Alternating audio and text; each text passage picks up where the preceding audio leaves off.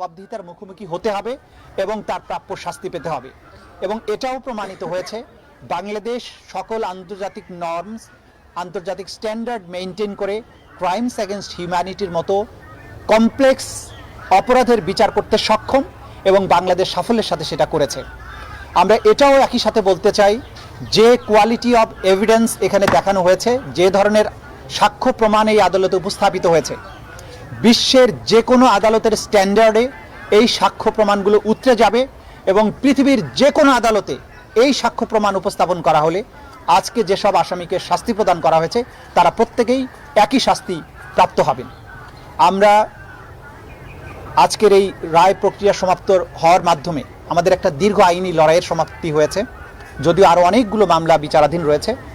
যারা এই মামলাকে আজকের দিন পর্যন্ত নিয়ে আসার ব্যাপারে যারা ভূমিকা পালন করেছিলেন, বিশেষ করে আমাদের ভিকটিম পরিবার, তারা তথ্য দিয়েছেন, আহতরা, সাক্ষীরা তারা আদালতে এসে কষ্ট করে সাক্ষী দিয়েছেন, প্রসিকিউশনের বিজ্ঞ প্রসিকিউটররা যারা আমাকে এই মামলা পরিচালনায় সাহায্য করেছেন, তদন্ত সংস্থা যারা বাংলাদেশের 56,000 বর্গ মাইলের বিভিন্ন জায়গা থেকে এভিডেন্সগুলো কালেক্ট করেছেন, বাংলাদেশের আপামর জনগণ যারা এই বিচারের জন্য প্রসিকিউশন টিমকে সমর্থন জুগিয়েছেন, সাক্ষ্য প্রমাণ আমাদেরকে সংগ্রহ করার ব্যাপারে সাহায্য করেছেন, সকলের প্রতি প্রসিকিউশনের পক্ষ থেকে আমরা গভীর কৃতজ্ঞতা জানাচ্ছি। সবশেষে শহীদ পরিবার, যাদের ক্ষতি কোনো কিছু দিয়ে পূরণ হবে না, তাদের সামনে অন্তত একটা ন্যায় বিচারের দৃষ্টান্ত স্থাপন করতে পেরেছি, এই জন্য তাদের প্রতি কৃতজ্ঞতা জানিয়ে আপনাদের সবাইকে ধন্যবাদ দিয়ে আমার কথা শেষ করছি। আদালত যেটা বলেছেন যে অপরাধী বা সাজাপ্রাপ্ত আসামি শেখ হাসিনা এবং আসাদুজ্জামান খান কামালের যত সম্পদ বাংলাদেশে আছে সকল সম্পদকে বাজেয়াপ্ত করে রাষ্ট্রের অনুকূলে ন্যস্ত করা হবে এবং সেখান থেকে রাষ্ট্র সকল শহীদ পরিবারকে যথোপযুক্ত ক্ষতিপূরণ প্রদান করবেন, সকল আহত পরিবারকে যথোপযুক্ত ক্ষতিপূরণ প্রদান করবেন। এটা হচ্ছে ক্ষতিপূরণের ব্যাপারে আদেশ। আর একটা অবজারভেশন তারা দিয়েছেন যে আওয়ামী লীগ এবং 14 দলীয় জোট, যুবলীগ, তাদের ব্যাপারে তারা যে একটা সন্ত্রাসী বা ক্রিমিনাল অর্গানাইজেশন, এইটা প্রসিকিউশনের পক্ষ থেকে সাবমিশন ছিল। আদালত বলেছেন এইটি যেহেতু আজকের এই মামলার বিচার্য বিষয় নয়, সেই ব্যাপারে তারা কোনো অবজারভেশন দেয়া থেকে বিরত থাকছেন। অর্থাৎ তাদের ব্যাপারে প্রসিকিউশনের যে আলাদা তদন্ত চলমান আছে দল হিসেবে একটা সংগঠনের ব্যাপারে, যে তারা সত্যিকার অর্থে অপরাধী সংগঠন কিনা, সেটি একটি আলাদা মামলায় বিচার্য বিষয় হতে পারে। এই মামলাতে যেহেতু কোনো দল পক্ষ নয় বা আসামি হিসেবে সম্পৃক্ত করা হয়নি, সেই ব্যাপারে আদালত দলীয়ভাবে কারো বিরুদ্ধে কোনো অবজারভেশন দেয়া থেকে বিরত থেকেছেন।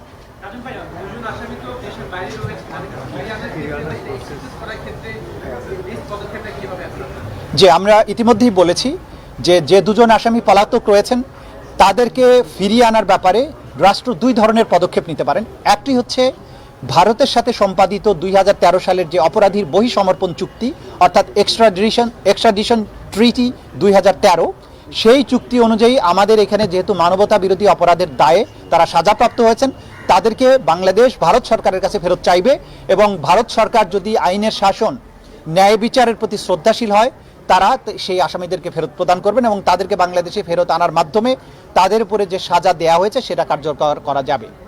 দ্বিতীয় যে প্রক্রিয়া আছে সেটি হচ্ছে যে ইন্টারপোলের মাধ্যমে, যেহেতু একটি বাংলাদেশের একটা ট্রাইব্যুনাল থেকে, উপযুক্ত আদালতের থেকে তাদের মৃত্যুদণ্ড প্রদান করা হয়েছে, তাদেরকে ইন্টারপোলের মাধ্যমে গ্রেপ্তার করে বাংলাদেশে এনে সেই সাজা কার্যকর করা যেতে পারে। এই ব্যাপারে বাংলাদেশের স্বরাষ্ট্র মন্ত্রণালয়, পররাষ্ট্র মন্ত্রণালয় সম্মিলিতভাবে প্রয়োজনীয় ব্যবস্থা গ্রহণ করবেন।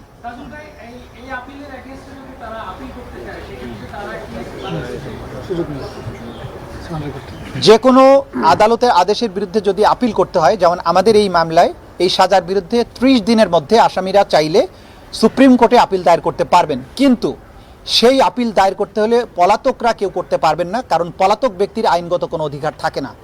তাহলে আপিল করতে হলে তাকে অবশ্যই এসে বাংলাদেশে আত্মসমর্পণ করতে হবে এবং জেলে গিয়ে তিনি তখন সুপ্রিম কোর্টের কাছে তার সাজার বিরুদ্ধে আপিল দায়ের করতে পারবেন। যদি আত্মসমর্পণ না করেন তাহলে তার রাইট অফ অ্যাপিল থাকবে না। এই মামলার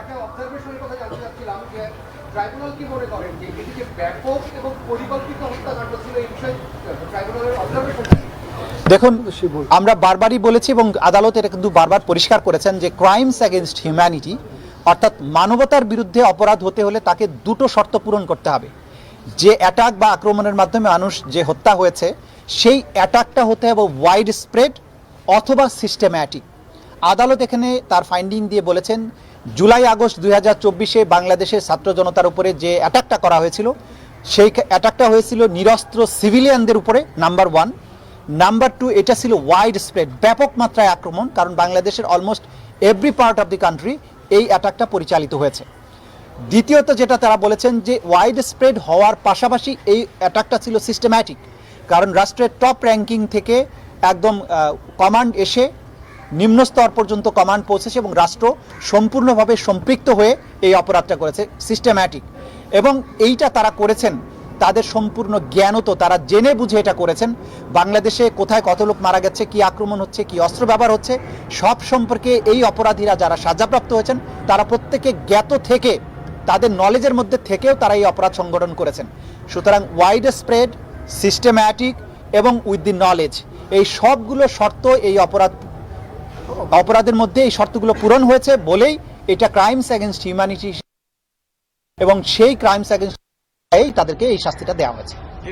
প্রসিকিউটর একটা বিষয়, সেটা হলো যে এই বিচারের ক্ষেত্রে বিভিন্ন সময়ে আসামিদের সরাসরি তারা না থাকলেও বলার চেষ্টা করেছেন বিচারের অস্বচ্ছতা এবং তারা রাজনৈতিক প্রতিহিংসার শিকার, বিশেষ করে আপনারা যারা এখানে আছেন বিগত সরকারের সময় আপনারা অপরপক্ষে ছিলেন। এক, দ্বিতীয় হলে এই বিচার চলার সময় বা পুরো বিচার কার্যের সময় আপনারা কোনো ধরনের হুমকি ধামকি থ্রেট এ ধরনের মুখোমুখি হয়েছেন কিনা, কোনো চাপ ছিলেন কিনা, আজকে যেহেতু রায় হয়ে গেছে সেই ব্যাপারে আপনি বলবেন কিনা? দেখুন, ইতিমধ্যে কিন্তু আদালত তার অবজারভেশনে বলেছেন যে এই আসামিরা বিচার চলমান থাকা অবস্থায় মামলার সাক্ষী, বিচারক এবং ট্রাইব্যুনালের সাথে সংশ্লিষ্টদেরকে হত্যা করার, তাদের বাড়িঘর জ্বালিয়ে দেওয়ার হুমকি দিয়েছিলেন এবং সেই দায়ে কিন্তু আসামি শেখ হাসিনার 6 মাসের কারাদণ্ড হয়েছে। সুতরাং এটা প্রমাণিত আদালতের মাধ্যমে যে তারা হুমকি ধামকি দিয়েছিলেন। কিন্তু বাংলাদেশের জনগণ, এই প্রশাসন, এই বিচারের সাথে সম্পৃক্ত কেউই এই হুমকিতে ভয় পাননি। তারা তাদের প্রতি আইন সম্মত উপায়ে যে দায়িত্ব অর্পিত হয়েছিল তারা সেটা পালন করেছেন এবং তার প্রতিফলন আজকের রায়। এই বিচার সম্পূর্ণ স্বচ্ছভাবে পরিচালিত হয়েছে।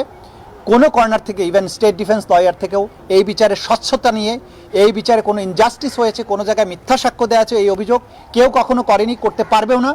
গোটা দুনিয়ার সামনে এই বিচার হয়েছে, আপনারা সাক্ষী ছিলেন, আমরা কখনো কখনো এগুলো লাইভ টেলিকাস্ট করেছি।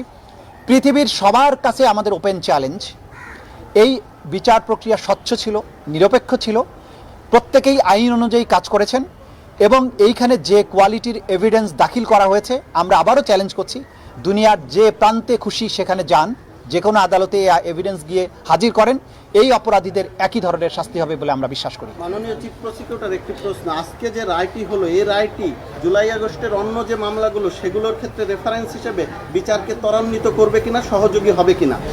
ডেফিনেটলি যে এই ক্রাইমস এগেনস্ট হিউম্যানিটিতে টপ কমান্ডারদের দায় যেখানে প্রমাণিত হয়েছে, সেটি পরবর্তীতে নিচের টায়ারের যে সমস্ত কমান্ডাররা আছেন বা ব্যক্তিরা যারা ক্রাইমস এগেনস্ট হিউম্যানিটির সাথে সম্পৃক্ত, তাদের অপরাধ প্রমাণের ক্ষেত্রে ডেফিনেটলি একটা জুডিশিয়াল ডিসিশন হিসেবে এই রায়টি কাজ করবে এবং সেটা যথা নিয়মে যতটুকু প্রয়োগযোগ্য হবে সেভাবেই প্রয়োগযোগ্য হবে। তবে প্রত্যেকটি মামলায় প্রত্যেকটা আসামির বিরুদ্ধে এভিডেন্সগুলো স্বতন্ত্রভাবেই দেয়া হবে এবং প্রত্যেক আসামিকে তার নির্দোষিতা প্রমাণের যথোপযুক্ত সুযোগ দেওয়া হবে।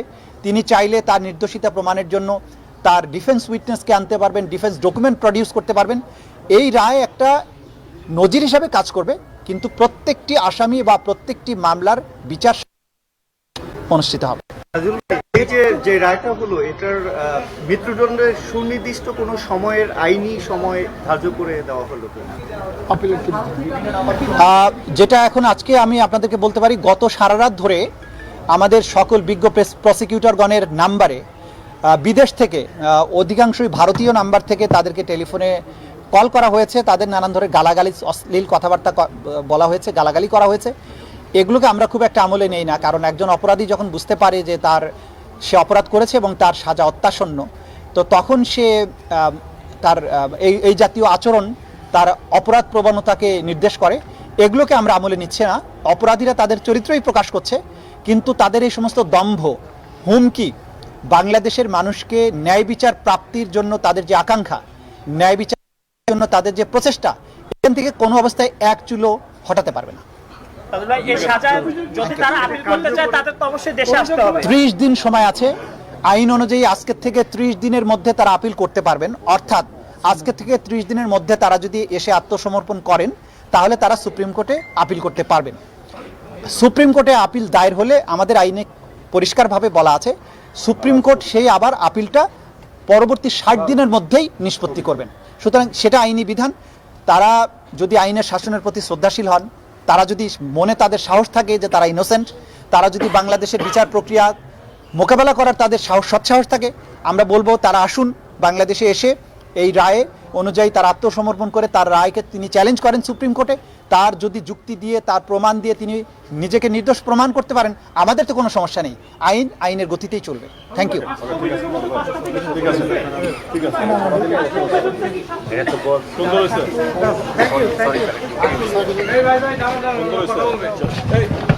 ভাইয়া